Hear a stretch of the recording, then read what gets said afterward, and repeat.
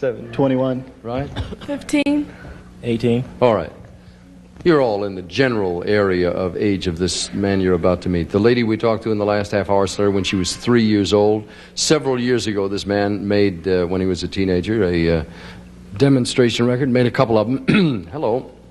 And people offered to buy them, to put them out, and he said no.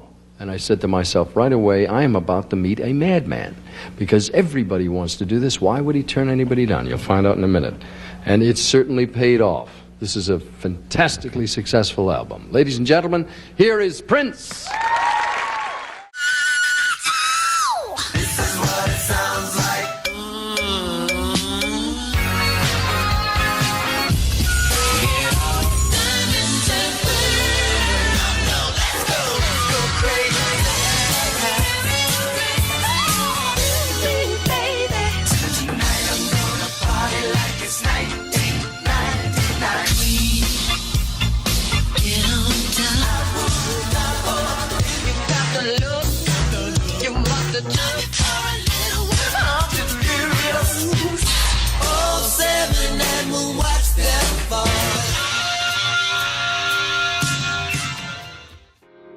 Welcome to episode 3 of our special Prince side series, which focuses on his singles from 1978 to 1989.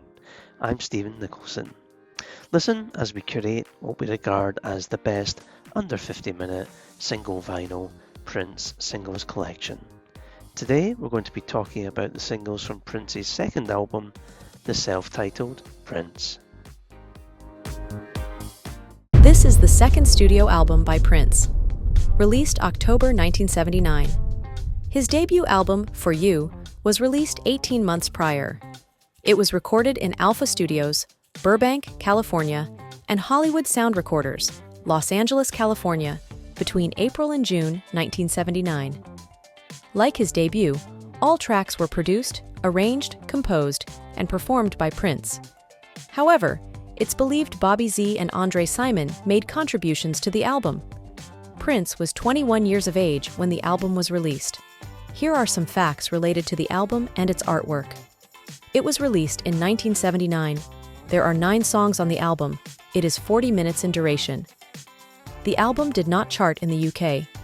However, it did reach 22 in the US, with sales of over 2 million worldwide. The album's rating on rateyourmusic.com, 3.47 out of 5, from just under 4,000 ratings. As a comparison, his debut was rated 3.1 out of 5. The album cover is a headshot of Prince with no top on by Jürgen Reich. Prince is sporting a bouffant hairdo. The plain background is a bluish gray. Prince is written in a violet color. Prince came up with the concept for the cover himself. Prince engaged in his first tour in the USA to support the album, the Prince Tour, from November 1979 to February 1980, usually playing every song from the album. There were 5 singles released from the album, and they are I Wanna Be Your Lover, released August 24th, 1979. Why You Wanna Treat Me So Bad, released January 23rd, 1980. Still Waiting, released March 25th, 1980. Sexy Dancer, released April 1980. This was a non-US single. Bambi, released September 27th, 1980, in Belgium only. So let's delve into each of them now. First up, I Wanna Be Your Lover.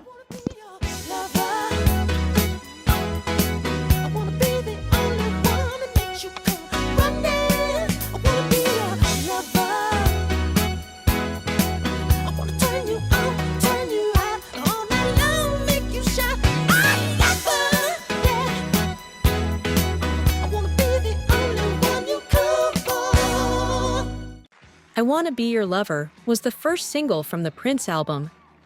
It was released in August 1979, 2 months prior to the album. There were different B-sides for different countries. In the US, it was My Love Is Forever, which is the 7th track on Prince's debut album, For You. The single cover is a zoomed-in picture of the album cover. Prince recorded his first ever promo video for the single. It features him playing multiple instruments and sporting a questionable mustache, red scarf, and feather haircut combo. The song was Prince's first major chart hit in the US. reaching number 11 on the Billboard Hot 100. There, it was certified gold by March 1980, indicating 1 million copies shipped. It was Prince's debut single in the UK, where it only got to number 41. However, it did get to number 2 in New Zealand. And here's a song fact for you. Apparently, this song was written about pianist-singer Patrice Rushen, who Prince had a crush on and was recording in the same studio as him. She is most famous for the hit song Forget-Me-Nots, which Will Smith sampled for his 1997 hit Men in Black. And did you know that there were 2 videos recorded for the song? The second was unaired due to skimpy clothing, a sexually suggestive theme. Prince was apparently clad in blue stockings and a tan shirt. So I first heard this song in full when I bought the Hits B-Sides compilation in 1993, although my first exposure to it was the year prior when Prince sampled it on his own My Name is Prince single. It's a good song, it's catchy, there's nice bridges to the chorus, and it immediately sounds better than anything on For You. It's just got a more fuller sound, more oomph to it. Mercifully, the single version of this tune was edited down to be just under 3 minutes, thus saving us from having to listen to the near 6-minute album version, where Prince plonks around on a keyboard for the second half of it, #overindulgence. And the less said about the video, the better. It's really not one for the ages. Where would I rank it in terms of Prince's singles? I would put it in middle tier.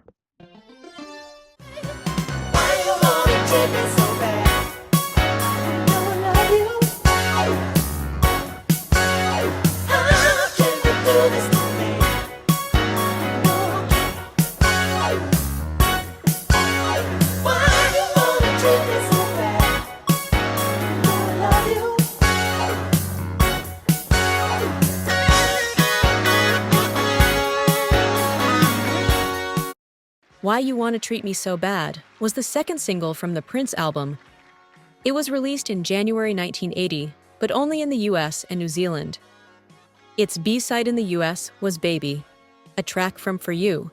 In New Zealand, it was Bambi, a track from Prince. The single cover was the same as the album, but with an added brown frame. The music video for the song featured Prince and his touring band performing the song live. The single did not chart.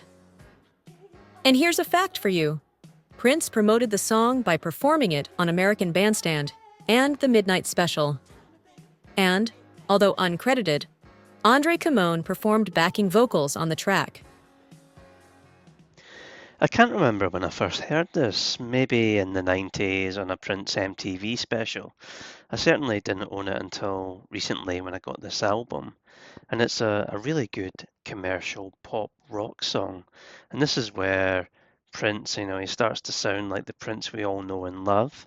The guitars are brought to the fore, and it has more of a new wave sound to it than anything that he's done before. Where would I rank it? I would put it into the Prince middle tier.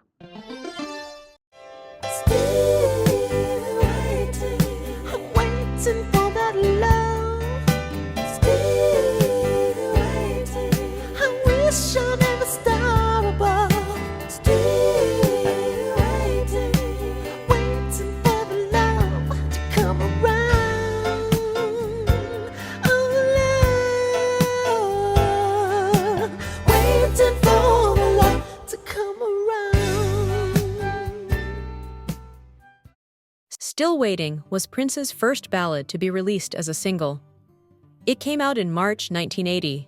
Like Why You Wanna Treat Me So Bad, it was only released in the US, New Zealand. The single version of the song is about 40 seconds shorter than the album one. Its B-side was the album track Bambi. There was no video or picture cover for this release, and it did not chart. However, British female duo Dorothy covered the song in 1988 and took it to number 81 on the UK singles chart. And here's a fact. Prince performed this song live for the last time in Paris on the 23rd of July, 2010. I first heard this listening to the album, and I think it's a decent tune. You could easily imagine a country and western singer covering it. It's got nice harmonies on the chorus and lovely piano flourishes, and it's a taster of greater ballads to come on future albums. Where would I put it? I'd have to say I'd put it in the lower tier. Want your body, want your body. Dance, dance, want your body, want your body. Dance, dance, want your body, want your body.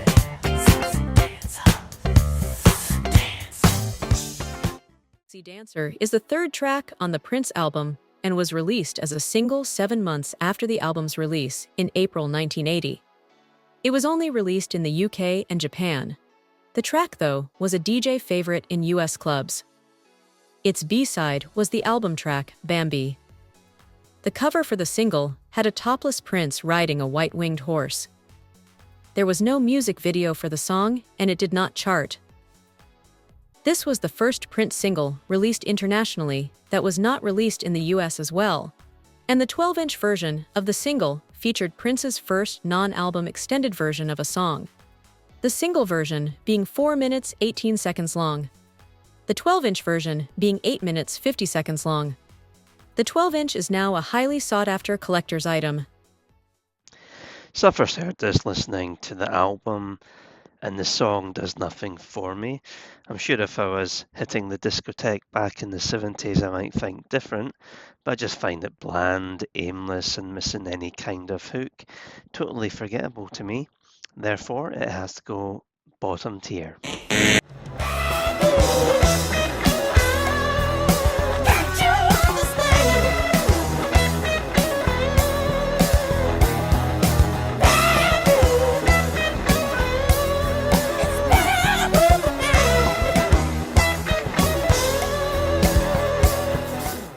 In September 1980, the final single from the album was released, Bambi. It was only released in Belgium and the Netherlands, and did not chart in either. Its B-side was a previous single, Still Waiting. The single cover was a black and white headshot of Prince, contained within a black frame with gold lettering. There was no music video for the song. Did you know that Prince re-recorded the song at Paisley Park in June 1993 for the aborted Undertaker album?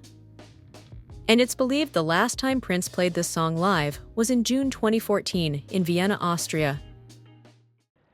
I'm sure I first heard this on a live video from the 1990s, which I bought. Prince Goes Rock, and this is the start of him showing the world he's one of the guitar greats. It's a good song, it has a great main riff. I actually think the recorded version, though, lacks a certain power that a full band version might have had. Again, it's a sign of better things to come. I would put this in the mid-tier. You're going to do this in Minneapolis. Where? Yeah, I mean, this is not the kind of music that comes from Minneapolis, Minnesota. No. Would you be kind enough, sir, please, to introduce me to your friend? Let's start with the bass player here. Andre Simone. Andre. The man who escaped behind keyboard. Matt Fink. Nice to see you. Man on drums. Bobby Z. And the gentleman over here. Des Dickerson. And lastly on keyboards. Gail Chapman. Hello, Dale. Nice to have you. Let's sneak over here a second. I said there's something about the effect that you made a couple of demonstration records when you were a teenager. You're barely more than that now, are you? 19. 19. Well, you got another year to go before you graduate. How many years ago did you make these demos and then have offers on them? And why would you turn it down? They wouldn't let me produce myself. You were 15 at the time. Yeah. Would they think you didn't know what you were doing? Don't know. Were you ever disappointed that you didn't let them do that to you? No. Did you produce? Did somebody tell me you played every instrument on this album? Is that correct? Maybe. No, that's it. You're very shy, modest. How many instruments do you play? 1,000. Moments will be with you. Thousands? No. Literally, do you play all the instruments? A lot. If that is the case, then, I know. If you're out traveling, then you've got to have backup people. Are these people the ones that travel with you? What are your plans for travel? We have a tour coming up in a few weeks. Well, we'll look forward to it. Let's talk about the album these singles came from, Prince. So what was the critical reaction like on release?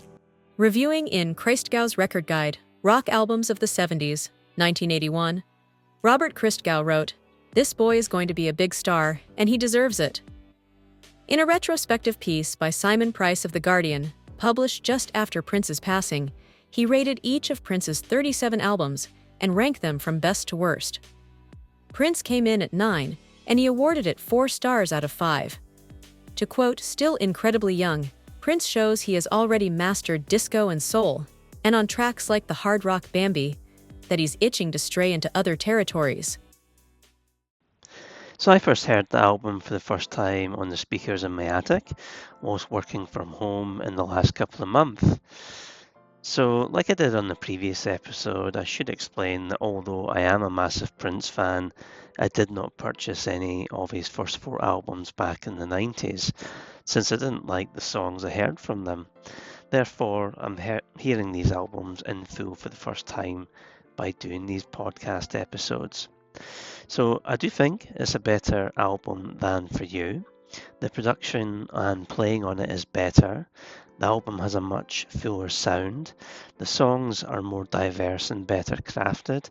However, it's still the sound of an artist finding his way and looking for his niche in the music world. The album artwork, I think it's terrible.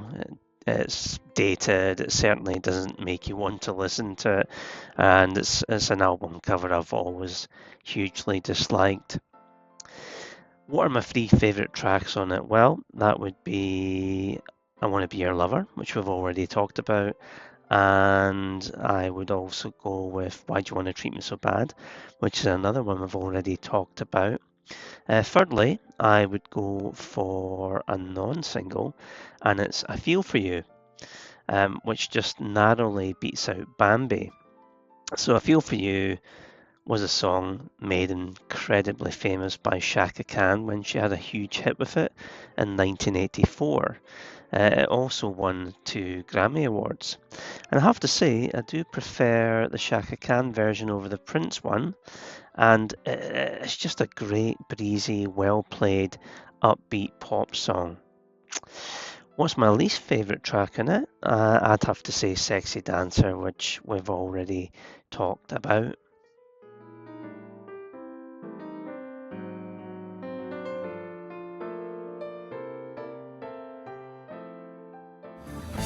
Okay, here we go. You pull up in a brand new yet old school little red Corvette. Lights come on. Boom, boom. Then we release 1,999 doves. Swinging from a trapeze. With a safety net, of course. And would you object to wearing a spacesuit? Swing little red Corvette. Lights come on. Raspberry beret.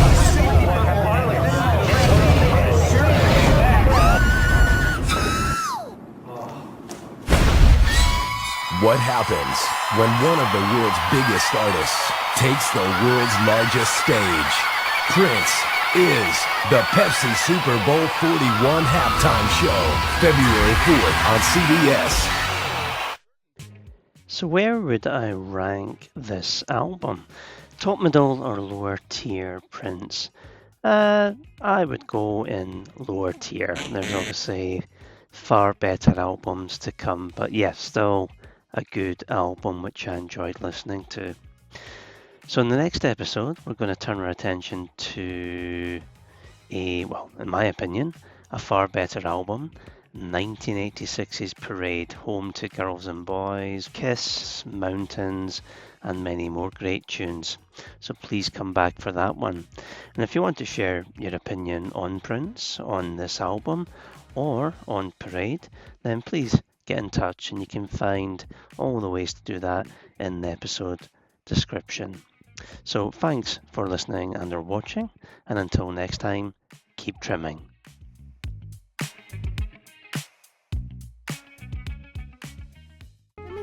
Fat podcast is a Stephen and Paul Nicholson production. Contact us via voicemail by going to anchor.fm/2tmf/message or tweet us at musical trimming or email us at trimmingthemusicfat@gmail.com. Keep up to date on the show by joining our Facebook group or visiting our website www.trimmingthemusicalfat.com.